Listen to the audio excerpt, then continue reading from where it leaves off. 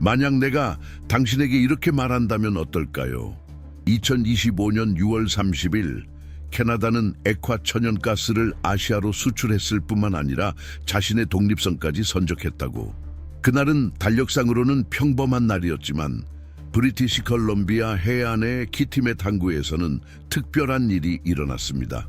가스로그 글래스고, 가슬록 글라고라는 선박이 매일 260만 톤 이상의 캐나다산 액화 천연가스 LNG를 실은 채 출항한 것입니다. 그냥 숫자에 불과해 보일 수도 있겠지만 그 뒤에는 30년이 넘는 역사의 균열을 내는 거대한 전환점이 숨어 있었습니다. 오래된 질서와의 단절, 침묵 속에 전 세계, 특히 미국을 향해 던진 강력한 메시지였습니다. 그동안 캐나다 땅에서 나오는 천연가스는 미국으로 향하는 파이프라인을 통해 남쪽 국경을 넘어야만 했습니다. 이는 경제적 종속의 일상이었죠. 매일 88억 입방피트의 가스가 미국 시장으로 흘러들어가는 예측 가능하지만 동시에 위험에 취약한 구조. 왜냐하면 모든 게 단 하나의 경로에 의존하면 한 사람의 충동적 결정만으로도 신뢰는 위기로 바뀔 수 있기 때문입니다. 그리고 그것이 실제로 일어났습니다. 도널드 트럼프가 캐나다산 수출품에 최대 25%의 관세를 부과하겠다고 선언하고 특히 에너지에는 10%의 추가 관세를 매기자 캐나다는 코너에 몰리게 됩니다. 오랜 동맹국이 이제는 경제적 협박의 칩으로 관세를 사용하기 시작한 것입니다. 오타와 정부는 자문했죠. 수십 년 동안 스스로 만들어 온 이 덫에서 어떻게 빠져나갈 수 있을까? 그 해답은 외교가 아니라 인프라였습니다. 그것이 바로 키티멧입니다. 브리티시 컬럼비아의 외딴 해안에서 사람들은 그것을 이제 플랜 B에서 플랜 A로 바뀐 전환점이라 부릅니다. LNG 캐나다 프로젝트. 미국의 파이프라인에 의존하지 않고 워싱턴을 거치지 않으며 관세에 휘둘리지 않는 액화가스 수출항. 세계 반대편 아시아로 향하는 새로운 항로였습니다. 그러나 여기서 멈추기 전에 이 움직임이 가진 상징적 의미를 먼저 이해해야 합니다. 왜냐하면 이것은 단순히 가스 수출의 문제가 아니라 자율성과 에너지 주권의 문제이기 때문입니다. 오랜 세월 동안 캐나다는 미국의 어린 형제처럼 행동해왔습니다. 부당함을 참고 손해를 감수하며 약속만을 믿고 기다리는 위치에 머물러 있었죠. 2025년 6월 30일은 그 질서에 대한 지정학적 독립선언과도 같은 날이었습니다. 모든 독립에는 위험이 따릅니다. 익숙함을 버리는 일은 언제나 두렵습니다. 하지만 바로 그런 상황에서 진짜 리더십은 빛을 발합니다. 단기 이익이 아닌 장기적 가치를 보는 눈앞의 안정이 아니라 다음 세대의 자립을 선택하는 용기. 그날 가슬록 글라고우가 실어간 것은 LNG만이 아니었습니다. 그 배는 새로운 역사를 실었습니다. 이전까지 아시아는 말뿐인 잠재 시장에 불과했습니다. 일본, 한국, 중국, 에너지 전환을 모색하면서도 러시아 가스에서 벗어나려는 국가들. 그러나 거기까지 가는 길이 멀고 험난했습니다. 파나마 운하를 지나야 했고 전 세계 선박과 경합해야 했으며 운임과 세금, 물류 병목이 끊이지 않았습니다. 그런데 키티멧 터미널 덕분에 이 항로가 10일 이상 단축되었습니다. 단 10일. 하지만 에너지 계약이 속도로 수십억 달러가 왔다 갔다 하는 세계에선 그것은 게임 체인저입니다. 그렇다면 왜 이제야 이런 일이 가능했을까요? 왜 캐나다는 이제서야 미국과의 에너지 탯줄을 자르려는 결단을 내렸을까요? 그 답은 불편하지만 솔직합니다. 자만과 관성. 오랫동안 파이프라인에 의존하는 것이 더 쉬웠기 때문입니다. 낯선 인프라에 투자하기보다는 익숙한 방식에 안주하는 게 더 편했기 때문입니다. 하지만 낡은 시스템은 무너졌고 트럼프의 관세는 마지막 밀어붙임이었습니다. 그리고 아이러니하게도 트럼프는 캐나다가 굴복할 것이라 믿었습니다. 그들이 고개를 숙일 거라 생각했죠. 그러나 대신 나타난 것은 예상 못한 결과였습니다. 새로운 항로, 태평양 에너지 질서의 재편. 미국이 보호무역주의에 집착할 때 캐나다는 자유무역에 돛을 올리고 에너지 안정성, 중립성을 원하는 아시아 국가들을 향해 항해를 시작했습니다. 그리고 아시아는 지체하지 않았습니다. 일본은 전체 전력의 80% 이상을 수입 에너지에 의존하며 2026년부터 매년 2천만 톤 이상의 캐나다산 LNG를 도입하겠다는 계획을 발표했습니다. 한국은 저장 용량을 향후 10년간 50% 확대하겠다고 밝혔고, 중국은 첫 수송이 도착하기도 전에 이미 장기 계약에 서명했습니다. 즉, 미국의 관세 위협에 대한 방어적 대응은 곧 세계 에너지 체스판에서의 공격적 주도권 확보로 전환된 셈입니다. 한때 이 판에서 소극적인 플레이어였던 캐나다가 이제는 당당한 주연으로 부상하고 있는 것입니다. 그러나 이 모든 것보다도 더 깊은 의미가 있습니다. 키티맷을 선택한 것은 단순한 시장 다변화가 아닙니다. 그것은 캐나다 정체성의 다변화였습니다. 더 이상 미국에 의존하는 안정된 공급자가 아니라 글로벌 수준의 지정학적 플레이어, 청정 에너지, ESG, 신뢰도, 효율적 항로를 갖춘 전략적 공급국, 그리고 결정적으로 원주민 커뮤니티의 지분 참여와 존중을 포함한 지속 가능한 개발 모델. 지금의 세계가 원하는 이야기는 바로 이런 것입니다. 그리고 사람들이 태우고 싶어 하는 가스도 바로 이런 방식으로 얻어진 것입니다. 당신은 가슴에 조인 벨트를 두르고 숨을 쉬어 본 적이 있습니까? 2025년 3월, 워싱턴이 북쪽 최대 무역 파트너인 캐나다를 향해 경제적 조임끈을 더욱 조일 때 캐나다가 느낀 건 정확히 그런 감각이었습니다. 사전 경고도 없었습니다. 공개적인 협상도 없었습니다. 단지 백악관에서 날아온 또 하나의 서명, 도널드 트럼프의 도장이 찍힌 문서 한 장이 캐나다산 수출품 대부분의 25%의 관세를 부과한 것이 전부였습니다. 그리고 그 안에는 특별한 선물도 포함되어 있었죠. 에너지 제품, 특히 천연가스에는 10%의 고정 수입세가 부과된다는 항목. 그건 한 나라의 전체 시스템을 조용히 질식시키기에 충분한 조치였습니다. 하지만 그것을 행한 쪽은 마치 체스판 위의 말을 무심코 옮기듯 차갑게 행동했을 뿐이었습니다. 그 말이 상대의 숨통을 끊는지도 모른 채 말입니다. 이렇게 해서 캐나다는 오랫동안 존재해왔지만 외면해온 현실과 마주하게 되었습니다. 미국에 의존한다는 것은 결국 타국의 이익에 따라 언제든 흔들릴 수 있는 운명을 감수한다는 것. 그것은 머리 위에 매달린 날카로운 검과도 같았습니다. 당시까지만 해도 캐나다의 천연가스 산업은 견고하고 예측 가능하며 수익성이 높았습니다. 미국에 매일 88억 입방피트 이상의 가스를 수출하며 수백만 가구의 난방, 공장의 가동, 전력 생산을 책임졌습니다. 2024년 기준으로 이 수출은 약 80억 달러의 수익을 캐나다에 안겨줬습니다. 그러나 이제 모든 것이 정치적 한 줄짜리 명령에 의해 위협받게 된 것입니다. 일반 시청자에게는 10%라는 관세가 별것 아닌 것처럼 보일 수도 있습니다. 감당 가능한 수치처럼 들리기도 하죠. 하지만 상상해 보십시오. 당신이 하루에 빵을 만들어 하나의 대형 마트에만 납품하는 소상인이라고 해보세요.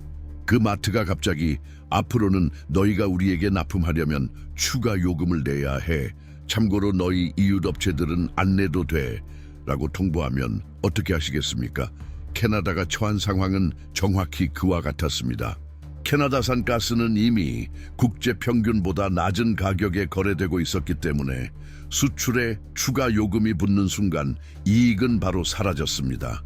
구체적으로 보면 미국의 가스 생산자들은 MMB2 영국 열단위 100만당, 당 평균 3.74를 받는 반면 캐나다의 AECO 지수는 고작 71센트 수준이었습니다. 5배 이상의 격차입니다. 거기에 트럼프가 부과한 10% 관세까지 겹치면서 그 격차는 이제 시면과도 같은 절망으로 변했습니다. 영향은 즉각적이었습니다.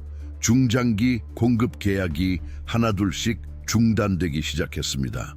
안정적으로 운영되던 기업들은 불확실한 협상에 내몰렸고 미국의 정유소들은 비용 부담에 떠밀려 새로운 공급처를 찾아 나섰습니다.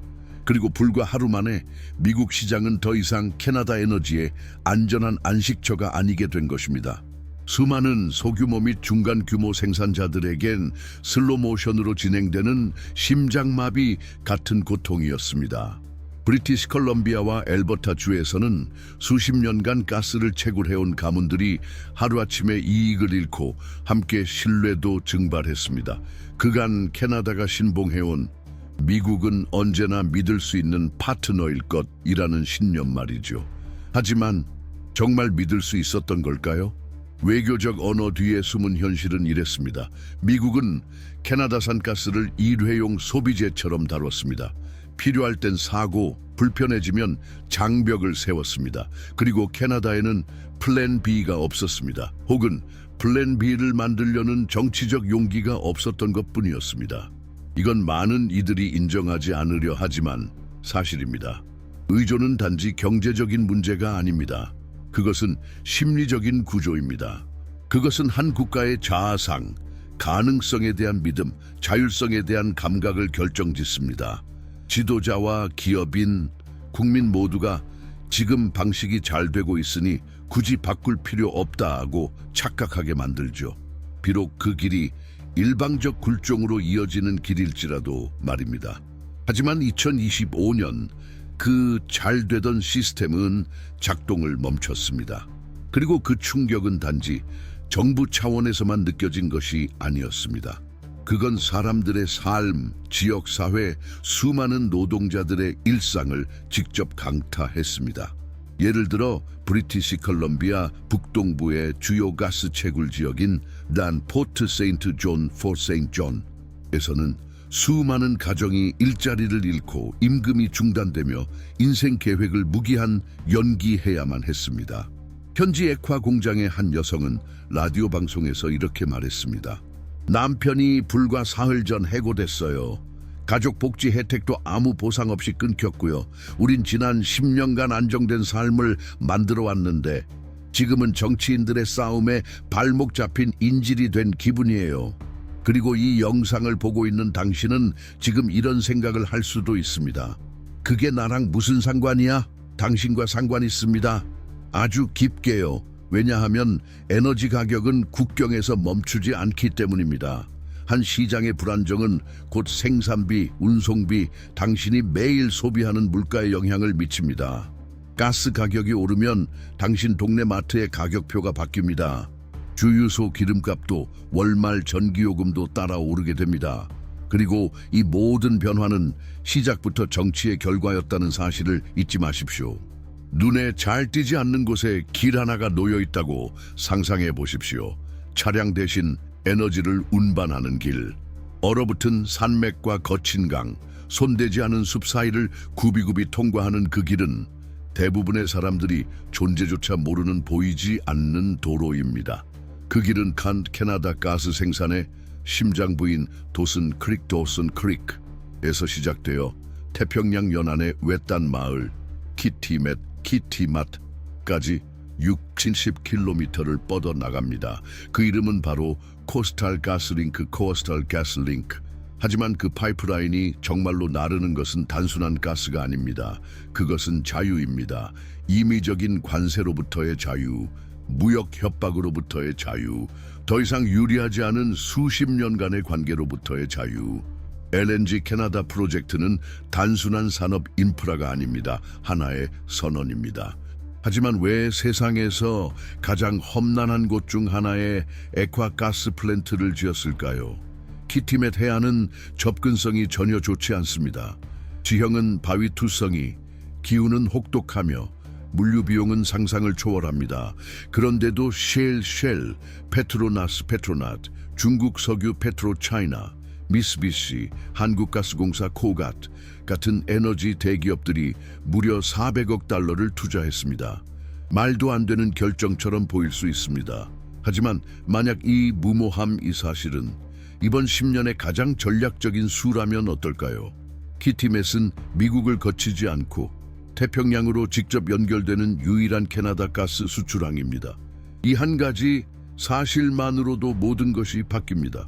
파나마 운하를 통해 아시아로 가던 선적이 20일 걸렸다면 이제 단 10일 만에 도착합니다. 운송 시간 절반, 운송 비용은 대폭 감소. 이게 일본, 한국, 중국 같은 구매자들에게 어떤 의미일까요? 그들은 단순히 에너지를 구매하는 것이 아닙니다. 속도, 안정성, 지정학적 안전성을 구매하는 것입니다. 예측 가능성을 구매하는 것이죠.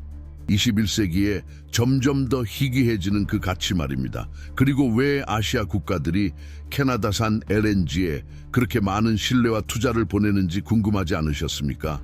그 이유는 단순하지만 강력합니다. 이제 아무도 러시아의 인질이 되고 싶지 않기 때문입니다. 우크라이나 전쟁 이후 제재, 공급 차단, 보복 위험이 현실화되며 아시아 국가들에겐 중립적인 에너지 원천을 찾는 일이 생존의 문제가 되었습니다. 그리고 지금까지 에너지 무대에서 조용히 머물던 캐나다가 이제는 청정하고 안정적이며 정치적으로 믿을 수 있는 대안으로 부상하고 있습니다. 하지만 이런 이미지는 하늘에서 떨어진 게 아닙니다. 눈과 바위, 그리고 압박 속에서 천천히 구축된 것입니다. 7년의 건설 기간 동안 이 프로젝트는 모든 것을 마주했습니다. 환경단체의 시위, 지질학적 난관, 철강 가격 상승, 숙련 인력 부족, 정치적 불확실성, 그리고 글로벌 공급망 붕괴까지. 파이프라인 하나만 해도 수십 건의 소송, 원주민 공동체와의 민감한 협상, 그리고 현장 봉쇄를 겪었습니다. 하지만 강압 대신 협상이 택해졌습니다. 58억 캐나다 달러 이상이 지역 기업과 원주민 커뮤니티와 계약되었습니다. 특히 하이슬라 족은 인력과 서비스를 제공할 뿐 아니라 프로젝트의 지분까지 받았습니다. 거대 에너지 기업의 주주가 된 원주민 공동체. 당신은 이런 사례를 마지막으로 본 게 언제였습니까? 이런 모델은 아직까지 에너지 산업에서 매우 드뭅니다. 그러나 이번에는 개발과 영토 간의 관계를 다시 썼습니다. 배제 대신 통합, 착취 대신 공동 창출. 그 결과 경제성과 사회적 책임, 환경적 지속 가능성이 공존하는 세계에서도 보기 드문 대규모 에너지 프로젝트가 탄생했습니다. 기술은 또 어떨까요? 키티멧 플랜트는 연간 1,400만 톤의 LNG 생산 능력을 가진 2개의 액화 유닛 트레인스를 운영합니다.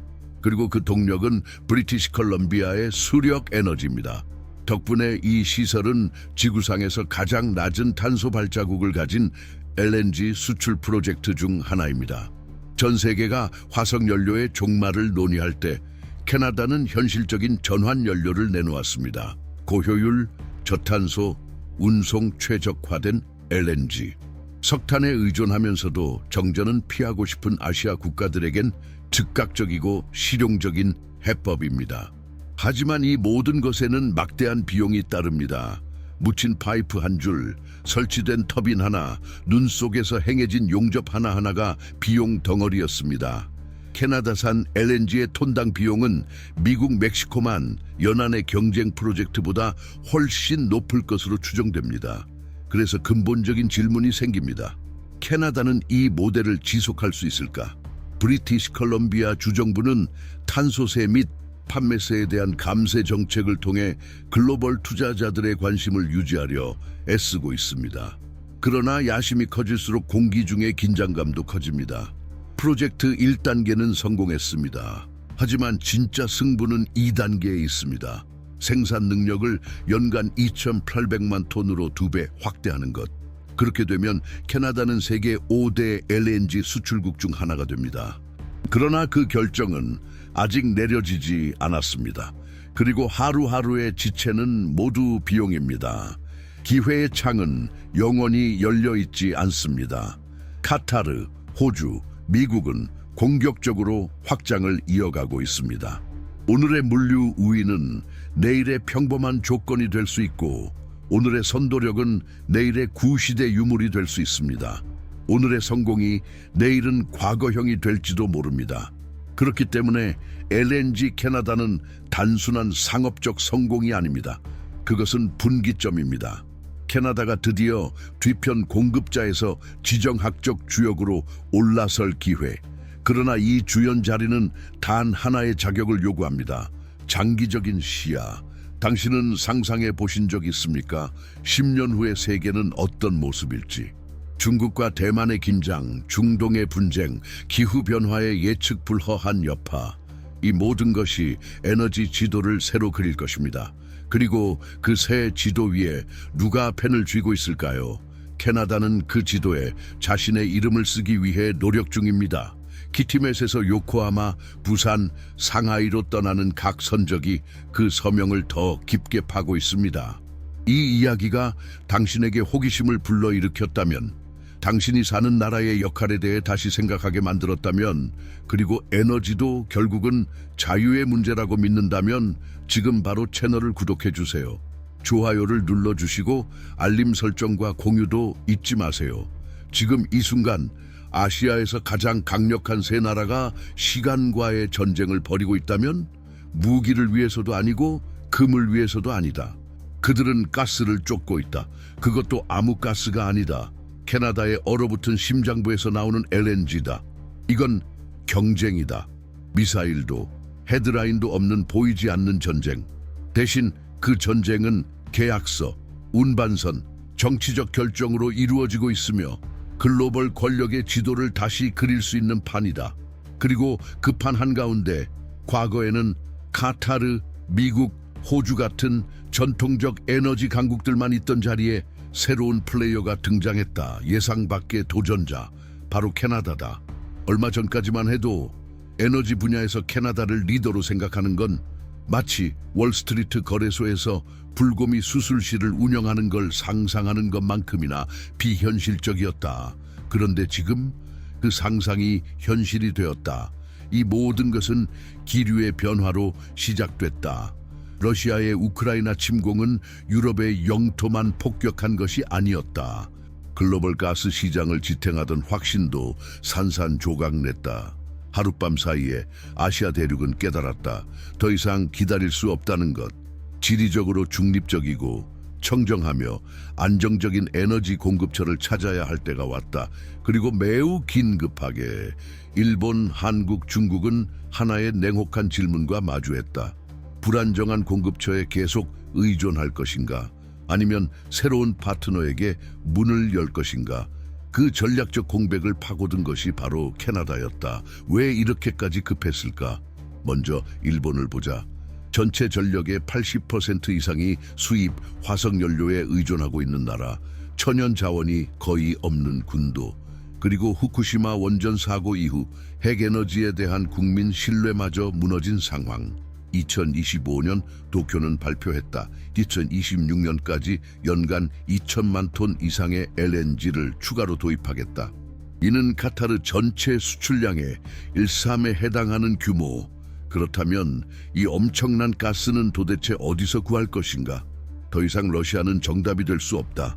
중국, 동시에 경쟁자이자 소비자이기에 배제 대상이다. 미국, 가능성은 있다. 하지만 트럼프의 보호무역과 불안정한 정국을 목격한 일본은 잘 안다. 백악관의 트윗 한 줄이 수십억 달러를 증발시킬 수 있다는 것. 그래서 캐나다는 단순한 공급자가 아니라 안정성에 대한 투자처가 된다. 한국 역시 비슷하다. 반도체, 조선, 철강 산업이 24시간 돌아가는 나라. 정전이나 공급 병목은 곧 국가 위기를 의미한다. 서울은 이미 선언했다. 향후 10년간 LNG 저장 능력을 50% 확대하겠다. 그 이유는 명확하다. 어떤 지정학적 위기 속에서도 최소 몇 주간은 외부 의존 없이 자립할 수 있는 구조를 만들기 위해서다. 그리고 중국은 언제나 그렇듯 여러 판을 동시에 벌인다. 대만과의 갈등, 인도 태평양 패권 경쟁, 21세기 에너지 전환 준비, 이 모든 걸 동시에 추진하며 장기 계약을 통해 믿을 수 있는 공급자들과 미리 손을 잡는다. 중국은 서방과 직접적으로 얽혀있지 않은 국가들을 선호하는데 캐나다는 그 중간 지점에 있는 존재다. 친미도 아니고 복종도 하지 않는다. G7 회원국이지만 이데올로기를 강요하지 않는다. 바로 그 균형감이 캐나다를 특별하게 만든다. 2025년 6월 30일 갈록 글라코호가 키티멧 항구를 떠나 아시아로 향한 순간 전 세계가 긴장했다. 그건 단순한 첫 선적이 아니었다. 새로운 에너지 항로의 개통이었다. 미국 파이프라인도 파나마 운하도 통하지 않는 완전히 새로운 에너지 루트. 혹시 LNG 운반선이 파나마 운하를 통과할 때 드는 비용을 아시는가? 여러 건의 세금과 요금만으로 수백만 달러. 게다가 혼잡, 사보타주, 환경 붕괴의 위험은 항상 상존한다. 운송 시간이 20일에서 10일로 줄어들면 캐나다는 단순히 가스를 공급하는 것이 아니라 속도, 물류 최적화, 비용 절감을 제공하는 셈이다. 키티마엣에서 요코하마로 향하는 매 선박마다 수천만 달러가 절약된다. 그리고 그것이 권력의 방정식을 완전히 바꾼다. 2026년 예상 운송 횟수는 연간 170회 이상, 대상국은 일본, 한국, 중국 그리고 싱가포르까지. 평균적으로 이틀에 한 번꼴로 청정하고 신뢰할 수 있는 에너지를 싣고 캐나다 깃발을 단 선박이 태평양을 가로지르게 된다. 그렇다면 이 구조는 과연 지속 가능할까? 아직 확실한 답은 없다. 그러나 점점 더 분명해지는 것은 새로운 무역 전쟁이 다가오고 있다는 사실이다. 적국 간의 충돌이 아니라 오랜 동맹국들 사이의 에너지 패권 경쟁, 그리고 이번엔 콩도 철강도 아니다. 전쟁의 중심에는 바로 가스가 있다. 캐나다는 역사적인 순간을 만들었습니다. 처음으로 액화천연가스 LNG를 아시아로 직접 수출하며 새로운 항로를 열고 글로벌 에너지 시장의 판도를 재편하며 미국 파이프라인의 그림자에서 벗어난 것입니다. 하지만 이제 박수갈채가 끝난 후 깊은 숨이 필요할 때가 왔습니다. 왜냐하면 스포트라이트는 무대 뒤를 비추지 않기 때문입니다. LNG 캐나다 프로젝트의 배후에는 매우 섬세하고 불안정하며 위험한 방정식이 존재합니다. 브리티시 컬럼비아 해안에 위치한 키티멧 액화 플랜트는 거대한 산업 규모의 압축 및 냉각 설비입니다. 몬트니, 몬트네이 지역에서 추출된 천연가스는 영하 162도까지 냉각되어 원래 부피의 600로 줄어든 뒤 극저온 저장 탱크에 보관되어 특수 운반선에 실립니다. 이론상으로는 간단해 보일 수 있습니다. 하지만 실제로는 현대 에너지 산업에서 가장 비용이 많이 들고 물리적으로 복잡한 공정 중 하나입니다. 여기서부터 위험이 스며들기 시작합니다. 우드 맥켄지의 보고서에 따르면 캐나다 서부 해안에서 LNG 1톤을 생산하는 평균 비용은 7.8달러에 달합니다. 반면 미국, 멕시코만 해안에서는 1톤당 4달러 이하, 카타르 같은 국가는 1.52달러 수준으로 운영됩니다. 이런 조건에서 어떻게 경쟁할 수 있을까요? 물론 캐나다의 항로는 더 짧고 탄소 배출량도 낮으며 지정학적으로 안정적입니다. 하지만 이런 이점들로도 매 톤의 LNG가 짊어진 비용의 무게는 사라지지 않습니다. 그것은 강철, 보온재, 혹한속 유지보수, 결빙된 물류에서 누적됩니다. 게다가 야심은 부담을 더욱 키웁니다. 2단계 프로젝트는 현재 연 1,400만 톤에서 2,800만 톤으로 생산량을 2배로 늘리는 계획입니다. 만약 성공한다면 캐나다는 호주, 미국, 카타르와 어깨를 나란히 하는 LNG 수출국이 됩니다. 성취인가? 물론입니다. 하지만 동시에 300억 달러 이상의 추가 투자가 필요합니다. 인프라 확장, 금융 조달, 장비 구매, 인력 교육, 유지 관리까지 포함해서 말이죠. 하지만 세계는 정말 이 많은 가스를 원할까요? 이건 단순히 더 많이 생산한다고 해결될 문제가 아닙니다. 10년, 15년, 20년짜리 장기 계약을 맺을 구매자들이 실제로 존재해야 하며 그들이 캐나다산 가스를 단순한 에너지가 아닌 신뢰성, 정치적 중립성, 환경적 책임으로 인식해야 합니다. 그리고 여기서 등장하는 것이 이 프로젝트의 가장 놀라운 변수 중 하나입니다. 원주민 공동체의 신뢰. LNG 캐나다는 강제되지 않았습니다. 협상으로 이루어졌습니다. 그리고 그 협상은 힘들었지만 전례 없는 방식이었습니다. 하이슬라, 하이슬라. 원주민은 역사적으로 무시되고 수탈당했던 공동체였습니다. 하지만 이번에는 단순히 의견 청취에 그치지 않고 계약을 맺고 일자리를 제공받고 무엇보다 지분까지 부여받았습니다. 하이슬라족은 이제 단순히 가스를 통과시키는 이들이 아닙니다. 그 가스의 일부를 소유한 사람들입니다. 그들은 투자하고 건설에 참여하고 청년들을 교육시켰습니다. 그리고 이 모델은 다른 나라들이 벤치마킹할 정도로 주목받고 있습니다. 이건 단지 아름다운 말이 아닙니다. 실질적인 지정학적 차별성입니다. 지금 세계는 지속 가능하고 윤리적이며 포용적인 프로젝트를 주시합니다. 카타르는 여전히 노동권 침해 논란에 시달리고 미국은 여전히 고오염 화석연료에 의존하는 가운데 캐나다는 더 깨끗하고 더 짧고 더 공정한 LNG를 제공합니다. 하지만 이 방정식은 과연 어디까지 지속될 수 있을까요? 키티멧은 세계에서 가장 혹독한 기후 조건 중 하나에 위치해 있습니다. 홍수, 극한 결빙, 해안 폭풍, 산사태, 이 모든 것이 운영 물류에 항상 위협이 됩니다. 이미 트럭이 멈춘 주 폭풍으로 선적이 지연된 사례, 설비가 얼어붙어 가동이 중단된 날들이 있었습니다. 그리고 그 하루하루의 지연은 수백만 달러의 손실로 이어집니다. 게다가 브리티시 컬럼비아의 환경 규제는 캐나다 전역에서 가장 엄격합니다. 좋은 일이지만 동시에 프로젝트에 큰 부담을 줍니다. 민감한 생태계 보호, 이동종 보호, 배출 관리, CO2 저감을 위한 열 회수 시스템 도입, 이 모든 것이 필수입니다. 단기적으로는 국제적 명성에 도움이 되지만 장기적으로는 지속 가능성을 끊임없이 시험당하는 구조입니다. 매 단계마다 새로운 허가, 새로운 조사, 새로운 공청회가 필요합니다. 그리고 그때마다 시간은 캐나다의 편이 아닙니다. 이런 맥락 속에서 세계는 묻기 시작합니다. 캐나다는 정말 다음 세대 아시아 바이어들이 재편되기 전에 생산을 2배로 늘릴 수 있을까 기억하십시오. 중국은 이미 태양광과 풍력에 막대한 투자를 하고 있으며 일본은 수소를 대중교통 에너지원으로 실험하고 있고 한국은 GNL과 리튬 배터리를 결합한 하이브리드 발전소를 개발 중입니다. 만약 GNL의 기회창이 닫히기 전에 2단계가 완성되지 않는다면 어떻게 될까요? 이것이 바로 LNG 캐나다의 근본적 딜레마입니다. 긴급한 대응으로 시작된 프로젝트가 전략적 국책 사업으로 성장했지만 이제는 지속 가능성을 스스로 증명해야 합니다. 다음 에너지 시대로 전환되기 전에 말이죠.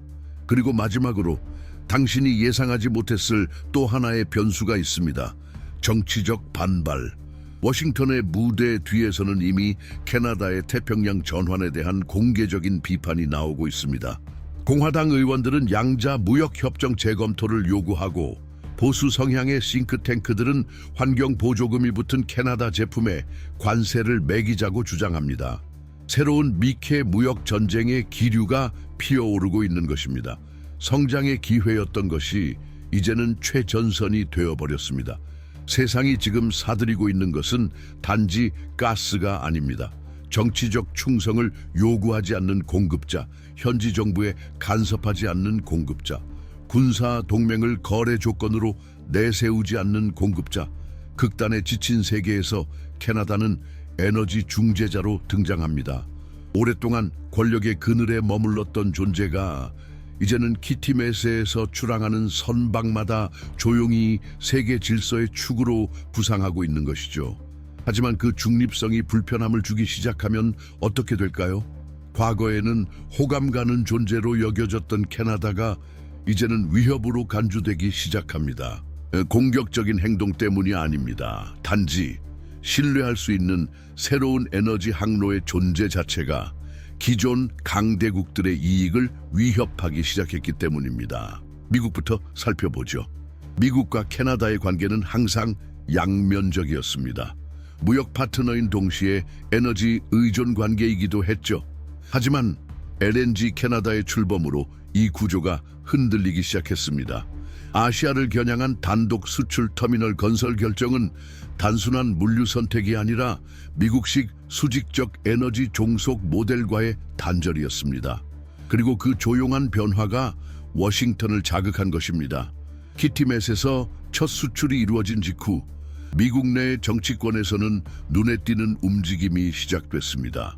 에너지 산업 로비 단체들은 의회를 압박하며 청정 덤핑, 클린 덤핑에 대한 보호 조치를 요구하기 시작했습니다. 이는 캐나다가 환경 보조금을 통해 부당하게 가격 경쟁력을 높이고 있다는 비난입니다. 익숙한 논리죠. 중국산 태양광 패널, 유럽산 철강, 한국산 전기차에 부과됐던 바로 그 프레임입니다.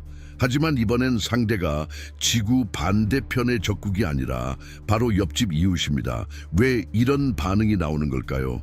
캐나다가 아시아에 직접 LNG를 공급하면서 미국은 에너지 중개자로서의 역할을 위협받고 있기 때문입니다. 수년간 미국은 캐나다산 가스를 사서 재판매하며 수익을 올려왔습니다. 이제는 그 경로가 바로 연결되면서 EU는 사라지고 더 나아가 전통적인 고객들조차 캐나다를 더 매력적인 공급처로 보기 시작한 것입니다. 그 핵심에는 예측 가능성 (predictability)이 있습니다. 미국은 한 서명으로 국제 협정을 파기하는 정치 체제를 갖고 있습니다. 반면 캐나다는 안정적이고 일관되며 외교적 신뢰가 높습니다. 일본, 한국, 독일 같은 국가는 이것을 가스 가격 못지않게 중요한 요소로 간주합니다. 미국만이 아닙니다. 카타르 역시 불안감을 느끼고 있습니다. 수년간 글로벌 LNG 시장의 패권을 쥐고 있던 카타르는 이제 LNG 캐나다에 대해 불공정 혜택을 받고 있다는 불만을 드러내기 시작했습니다. 국제 에너지 포럼의 이면에서 걸프 국가 대표들은 브리티시 컬럼비아의 세제 혜택을 문제 삼으며 세계 시장의 공정 경쟁 원칙에 위배된다고 주장합니다. 아이러니하지 않습니까? 노동 착취로 국제사회 비판을 받아온 국가들이 이제 와서 원주민 공동체를 포함시킨 캐나다를 불공정하다고 비난하고 있는 것입니다. 정말 세상이 뒤집힌 것 같지 않습니까? 하지만 이 지정학적 부상은 위험도 함께 가져옵니다. 중립적인 국가로 인식되는 것은 훌륭합니다. 하지만 이제 캐나다는 영향력 있고 경쟁력 있는 국가로 인식되기 시작했습니다. 이는 곧 압박, 불신, 산업 스파이, 외교적 견제, 내부 분열 공작을 불러옵니다. 캐나다는 과연 이 준비가 되어 있을까요? 이 새로운 역할은 이전보다 훨씬 더 단단한 전략적 역량을 요구합니다. 예를 들어 외교부는 에너지 전담 외교 대표부를 신규 개설해야 했고, 경제정보기관은 새로운 유형의 위협에 대응하기 위해 재교육을 받고 있으며, 심지어 국방부조차 사이버 공격, 정보전, 인프라 방어 시나리오를 연구 중입니다. 더 이상 우리는 단순한 가스를 이야기하고 있는 것이 아닙니다. 지정학적 분쟁의 한복판에 선 전략 인프라에 대해 이야기하고 있는 것입니다. 그리고 이 에너지 체스판에는 또 하나의 등장인물이 있습니다. 유럽. 러시아 제재로 인한 에너지 위기로 인해 독일, 폴란드, 이탈리아 같은 나라들은 신뢰할 수 있는 공급처를 찾기 위해 필사적입니다. 그리고 캐나다의 이름이 브뤼셀 협상 테이블 위에 등장하기 시작했습니다. 비록 유럽까지의 직항 루트는 멀지만 남미 서부 해안의 중간항을 활용하거나 중앙아시아 경유 재수출 루트 등이 검토되고 있습니다. 이런 창의적인 물류 논의 자체가 한 가지 사실을 말해줍니다. 세계는 캐나다산 가스를 원하고 있습니다. 그 이유는 단지 연료 자체 때문이 아닙니다. 그 가스가 상징하는 가치 때문입니다. 키티맷에서 선적되는 매톤의 LNG는 단순한 에너지가 아닙니다. 강요가 아닌 합의에 의한 계약, 사회적 환류가 있는 투자, 환경을 존중하는 엔지니어링, 압력 속에서도 약속을 지키는 신뢰, 그 모든 것이 포함되어 있습니다. 그건 곧 금보다, 아니 가스보다 귀한 자산입니다. 이제 남은 과제는 단 하나, 이 새로운 역할을 지키면서 오만해지지 않는 것. 지도력과 독선 사이에는 아주 얇은 선이 있습니다. 주도권과 취약성 사이도 마찬가지입니다. 캐나다는 기존 블록들과 무리하게 줄을 서는 유혹을 이겨내야 하며 동시에 자주성과 균형을 잃지 않아야 합니다. 이제 그린 보호주의, 에너지 신식민주의, 무역 덤핑 같은 온갖 비난과 내러티브 전쟁에 대비해야 할 시점입니다. 왜냐고요? 단지 하나의 대안을 제시했을 뿐인데 그 존재 자체가 구조를 흔들었기 때문입니다. 이제 우리는 에너지 외교의 새로운 탄생을 목격하고 있는 중입니다.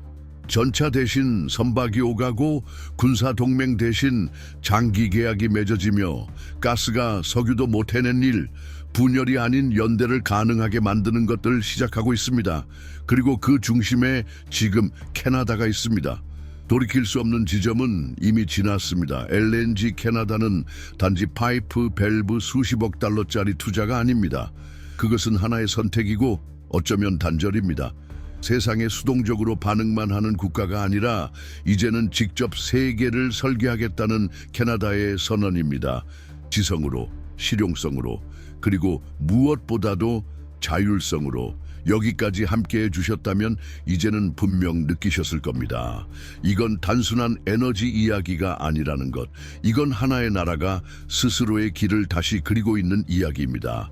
외부의 허락을 기다리지 않고 움직이기로 결심한 이야기. 리더십은 구호나 감성에서 나오는 것이 아니라 일관성과 전략, 구조 속에서 탄생한다는 이해 위에 세워진 이야기입니다.